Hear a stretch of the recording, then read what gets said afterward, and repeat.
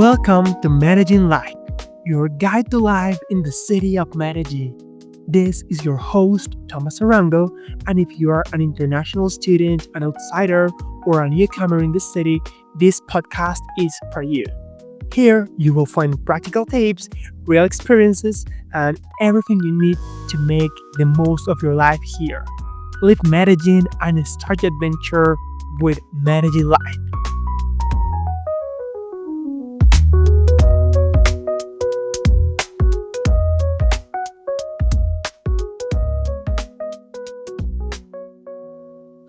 Today, we will have an experience chapter, reflections and advices from other students who once lived in Medellin and whose testimonies will help us to better understand the life in the city.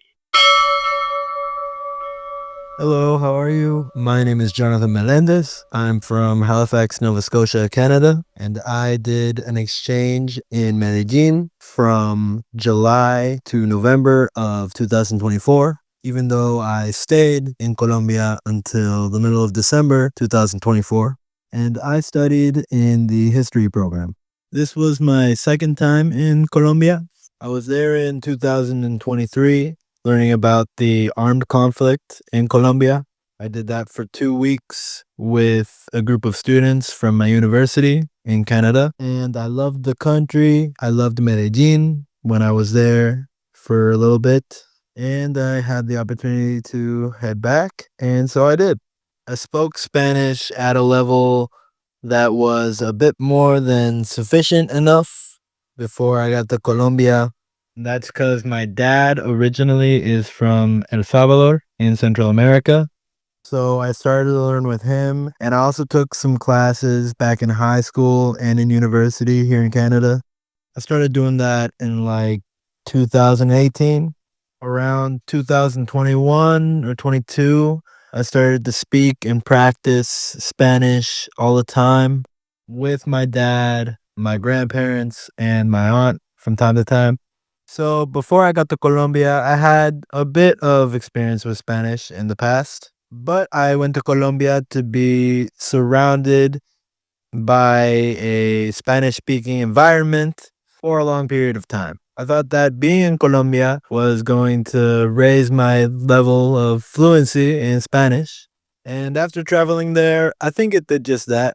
I do feel a lot more confident speaking Spanish now. So obviously, because the official languages in Canada are English and French, and because I live in a province where English is spoken publicly by practically everybody, being in a country that has a society with people speaking a different language publicly practically all the time, it was a bit of a cultural shock for me. Taking classes, being out and about with friends, all of that was in another language. But I think the most different aspect of this journey, it was living in another place without my parents, without my family for the first time ever for me.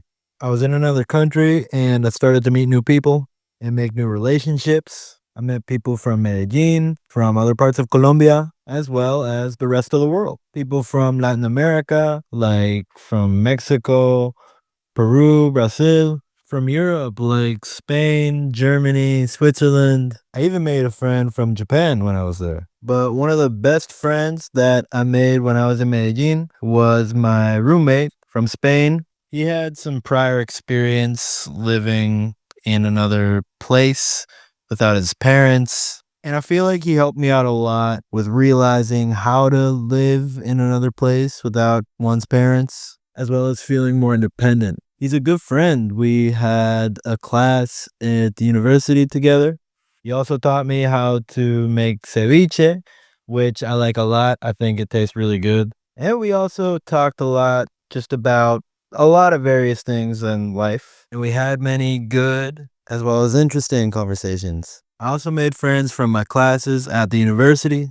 I think the class where I made the deepest connections with other people, it was this paleography class. It was the first time for me studying paleography. It's essentially transcribing documents and texts that are really old. In this case, they're written in very old forms of Spanish. I think that for my classmates as well, But obviously, for me, as a foreigner from Canada, it had to have been at least 2 times harder because English is my first language and Spanish is my second language. And I was taking this class in my second language. But my friends that I made in this class, with me being the only foreigner and all of them being Colombian, for that reason, they helped me out a lot in that class. And it was really special and authentic to learn stuff about their country with them. The theme of this class was to research things about this little town in the southwest of Antioquia that's called Jericó.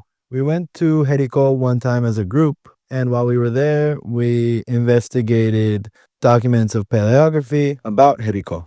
I found this one document and I ended up doing a research project about this document. And it talked about the history of the coffee industry in the town of Jericó. It talked about some events that took place after this very short war that happened in Colombia and some parts of Antioquia around the end of the 19th century. Talked about the state of the coffee industry in certain small towns in the southwest of Antioquia, like Jericó, right after this short war, as well as how the coffee industry was recovering in these small towns in southwest Antioquia after this short war. This class and this experience for me would have never been made possible without the help and support of the friends that I made in this class. You guys didn't just help with raising my level of fluency in Spanish, but you also invited me and accepted me to learn about your country, an experience that was very special and very authentic for me,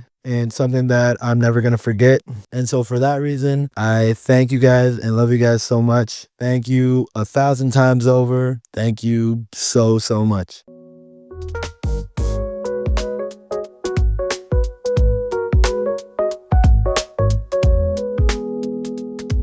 This was Medellín Live, a space where we make the adaptation to this amazing city easier and more practical. Remember, every experience is an opportunity to grow, learn, and connect with this new culture. Follow us and leave a comment if you enjoyed the episode. And we will catch you in the next one, where we keep living Medellín together. Leave Medellín and start your adventure with Medellín Live.